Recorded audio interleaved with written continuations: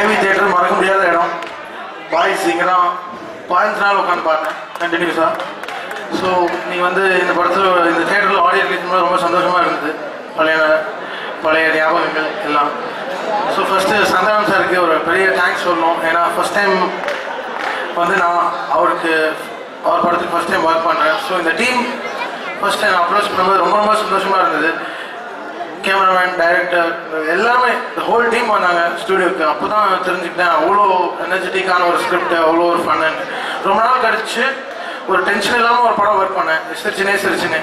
So இந்த படம் வந்து அவ்வளோ நிறைய மற்ற படங்கள் பண்ணும்போது அவ்வளோ டென்ஷனாக இருக்கும். இந்த படம் ஒர்க் பண்ணும்போது கொஞ்சம் கூட இருக்காது.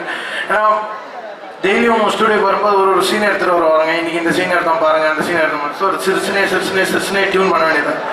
ஃபர்ஸ்ட் ஹாஃப் முடிச்சிட்டோம், செகண்ட் ஹாஃப் ஒர்க் பண்ணிகிட்ருக்கோம். ஸோ படம் வந்து பயங்கரமாக இருக்குது. ரொம்ப அவ்வளோ ஒரு ஜாலியாக சிரிச்சுனே இருந்தோம், எங்கேயுமே கேப்பே இல்லாமல். ஸோ அவ்வளோ சந்தோஷமாக இருந்தது இந்த படம் மியூசிக் பண்ணுறதுக்கு. ஸோ ரொம்ப அப்புறம் கொஞ்சம் பயந்தேன் கூட. ஸோ எப்படி பவர் ஸ்டார் அவருக்கு எப்படி மியூசிக் பண்ண போகிறோம்னு சொல்லிட்டு.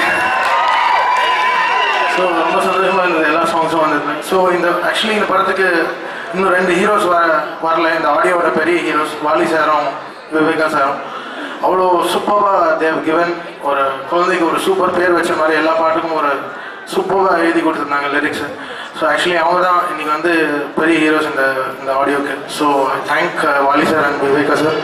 அண்ட் இந்த வாய்ப்பாளர் சந்தானம் சாருக்கும் ஹோல் டீமுக்கும் கண்ணால் எடுத்துனா சார் டீமுக்கும் ரொம்ப தேங்க்ஸ். Thank you so much.